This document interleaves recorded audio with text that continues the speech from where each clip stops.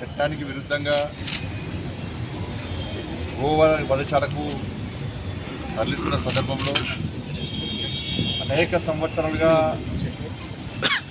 గోవులను రక్షించేటువంటి ఒక ధర్మ కార్యం కోసం నిరంతరం పాటుపడుతున్నటువంటి బజరంగ దళ్ కార్యకర్త అయినటువంటి Sonu Singh, Prashanth Singh pi m a party గుండాలు కాల్పులు జరపడాన్ని తీవ్రంగా ఖండిస్తున్నాం.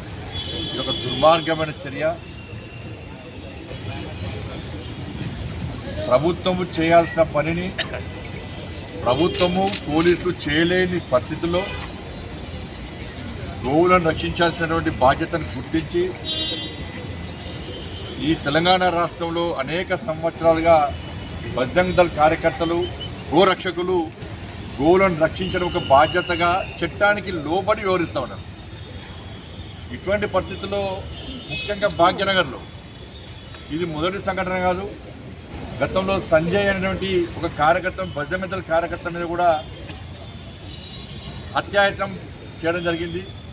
ఆయన కింద పడేసి కారు మీదికెళ్ళి తీసుకుపోయే ప్రయత్నం చేస్తే చావు బతుకుల మధ్య ఇదే హాస్పిటల్లో కొన ఊపిరితో ఉండి ఇలా ప్రాణాల నుంచి బయటపడ్డాడు. ఇది మొదటి సంఘటన కాదు. ఇటువంటి సంఘటనలు జరుగుతూనే ఉన్నాయి. గోవధ నిషేధ చట్టం అనేది ఉంది, అది దాన్ని పాలకులు గుర్తించాలి. గోవధ నిషేధ చట్టాన్ని అమలు చేస్తే మాకు తుర్కోల ఓట్లు పోతాయని చెప్పి ఇవాళ పాలకులు భయపడుతున్నారు. ఎంఐఎం పార్టీకి వత్తాసు పలుకుతున్నారు. గతంలో బీఆర్ఎస్ పార్టీ ఇదే విధంగా ఎంఐఎంకు వత్తాసు పలికినప్పుడు ఎంఐఎం గుండాలు రెచ్చిపోయి హత్యలు, దోపిడీలు, మానభంగాలు, అనేక రకాలుగా ఆగడాలు బీఆర్ఎస్ పార్టీ పాలనలో ఎంఐఎం పార్టీ గుండాలు చేసేది. ఇలా కాంగ్రెస్ పార్టీ పాలనలో అంతకంటే ఘోరమైనటువంటి సంఘటన జరుగుతుంది. నిన్ననే నిజామాబాద్లో తెలుసుకున్న ప్రమోద్ అనే వ్యక్తిని ఇలా ఎంఐఎం పార్టీ గుండా ఏ విధంగా హత్య చేసినాడు. ఇది మొదటి సంఘటన కాదు. బట్ ఇలా గోరక్షకులు ఎందుకు వస్తున్నారు? ఇవాళ ప్రభుత్వము చేయలేదు కాబట్టి ఇవాళ గోమాతను భారతీయులందరూ కూడా ఒక తల్లిగా, ఒక దైవంగా భావించేటువంటి సంస్కృతి భారతీయ సంస్కృతి. ప్రతి భారతీయుడి, భారతదేశంలో పుట్టిన ప్రతి ఒక్క భారతీయుడు అనుకునే వాళ్ళు గోమాతను తల్లిగా భావించాలి, దైవంగా భావించాలి. ఇస్లాంలో గోమాతను వధించమని ఎక్కడైనా ఉన్నదా? నిజంగా మీరు భారతీయులైతే గోమాతను తల్లిగా భావించండి. లేకుంటే మీ తల్లిని కూడా మీరు నరుక్కుంటారంటే దానికి ఏం చేయలేము మేము. అటువంటి నీచపు ఆలోచన ఇస్లాంలో ఉందా చెప్పండి. బీఫ్ తింటే మజా ఉంటుందని చెప్పి ప్రసంగాలు చేసేటువంటి ఫాల్తుగాలు ఉన్నప్పుడు సమాజం గిట్టే ఉంటుంది. ఇలా మళ్ళీ చెప్తున్నాను, ఇస్లాంలో గోవును వధించమని లేదు, గోవును తల్లిగా భావించమని భారతీయ సనాతన ధర్మం చెప్తున్నది. మీరు ఇదే గోమాతను ఈ విధంగా వధిస్తే మీ తల్లిని మీరు నరుక్కున్నట్టే. అట్లా నరుక్కోవడానికి సిద్ధమైతే మీ ఇష్టమై, మీ కర్మ, మీ వికేత వదిలేస్తున్నామని. మళ్ళీ ఎన్నోడు సహనము, ఒక సహనానికి అద్దు ఉంటుంది, కానీ దానికి ప్రభుత్వం ప్రిగితనంగా భావిస్తే గిట్టే ఉంటుంది. ఇలా ముఖ్యమంత్రి గారు వచ్చి ఈయన గోశాలలో పెడతారు. గోశాలలు ఎందుకు పెడుతున్నావు? గోశాలలు నువ్వు ఫస్ట్ గోవధ నిషేధ చట్టాన్ని అమలు చేయి. ఇవాళ మీరు అమలు చేయకుంటే మా తల్లిని మేము కాపాడుకునే ప్రయత్నం చేస్తే, మా దైవాన్ని మేము కాపాడుకునే ప్రయత్నం చేస్తే, మా ధర్మాన్ని మేము రక్షించుకునే ప్రయత్నం చేస్తే, ఎవరైతే అవమానపరుస్తుండో, ఎవరైతే వధిస్తుండో వాడు మంచోడైపోయాడు. కేసీఆర్ అప్పుడు గిదే చేసిండు, రేవంత్ రెడ్డి అరసగా గదే చేస్తున్నాడు. ఈ ప్రజలేమో మేము చెప్తే ఇల్లేదా? మీరు ఇలా ప్రజలు ఆలోచించాలి, సమాజం, హిందూ సమాజం ఆలోచించాలి. మేము చెప్పిన విజ్ఞప్తులను మీరు విస్మరించిన కనుకనే ఇవాళ తెలంగాణ రాష్ట్రంలో గోవధ నిషేధంగా గోవధ యథేచ్ఛగా జరుగుతున్నది.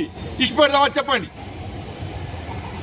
ఇలా మా కార్యకర్త ఇలా చావు బతుకుల మీద కొట్లాడుతున్నాడు. ఆయన బతుకుతాడా చస్తాడా తెలియదు. ఆయనే ఒక వాల్మీకి కుటుంబం, పేద కుటుంబం, గుడిసెలు ఉంటాడు. ఆయనే తిండికి లేదా నాకు, అలా భార్య పిల్లలకు వాళ్ళ అమ్మాయిలు బట్టలు లేవు, వేసుకోవడానికి బట్టలు లేవు, కాళ్ళకు చెప్పులు లేవు, చినిగిన బట్టలు వేసుకొని తిరుగుతున్నారు.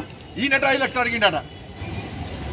ప్రశాంత్ సింగ్ అనే వ్యక్తి ఇవాళ గోరక్షకుడు కాదు, అనేక సంవత్సరాలుగా బజరంగ దళ్ కార్యకర్తగా గోరక్షణ చేస్తున్నాడు. ఎన్ని లక్షలు సంపాదించాడు మరి ప్రశాంత్ సింగ్? ఎన్ని బిల్డింగ్లు కట్టుకున్నాడు? ఎన్ని బట్టలు కొనుక్కున్నాడు? బట్టలు లేకుండా, తిండి తిప్పలు లేకుండా పేద కుటుంబంలో వ్యక్తి గోరక్ష కోసం తాపత్రయంతో ఆవేదనతో బాధపడి గోరక్షణ చేస్తుంటే పోలీసు వాళ్ళు ప్రెస్ మీటింగ్ పెట్టి ఇలా గోరక్షకుని బదనాం చేసి హిందువుల మనోభావం దెబ్బతీసేందుకు పోలీస్ వ్యవస్థ వహిస్తే నేను వెంటనే చెప్తున్నా ముఖ్యమంత్రి గారికి, ఎవరైతే ప్రెస్ మీటింగ్ పెట్టి ఇష్యూని డైవర్ట్ చేసే ప్రయత్నం చేస్తున్నారో ఆ పోలీస్ అధికారుల మీద చర్యలు తీసుకోకుంటే ఏ విధంగా ఇలా మేము చేస్తున్నాం. తమాషాలు ఉంటే ఏది ప్రభుత్వం ఇలా ఉంటుంది బిక్తుంది. ఈ ప్రభుత్వాలకు భయపడేటువంటి వ్యక్తులం కాదు మేము. జుబ్లీస్ ఎన్నికలు ఉన్నాయని చెప్పి హిందువులందరూ ఓటు బ్యాంక్ మారుతారని చెప్పి ఒక వర్గం ఓట్ల కోసం మీరు హిందూ సమాజాన్ని హేళించే ప్రయత్నం చేస్తారా? క్షమాపణ చెప్పండి ముఖ్యమంత్రి కానీ, పోలీసు వాళ్ళు క్షమాపణ, డీజీపీ వాళ్ళు క్షమాపణ చెప్పండి. అలా రివాల్వర్ పెట్టుకొని గోరక్షణ కాల్చడం క్షమాపణ చెప్పండి. వాళ్ళ కొంచెమన్నా సిగ్గుండాలి, అక్కలు ఉండాలి, కొంచెమన్నా మాట్లాడడానికి. పోలీసులు ఒత్తిడి తీసుకొచ్చి ప్రెస్ మీటింగ్ పెట్టించే బదనాం చేస్తారా మీరు? పేద కార్యకర్త ఆయనే. ఇప్పుడు చూస్తాను మీరు ఆ పిల్లలు బట్టల్లో వాళ్ళ తల్లికి, చెప్పుల్లో పాపం వాళ్ళకు తిండికి లేదు, ఏడుస్తున్నారు వాళ్ళు వచ్చి.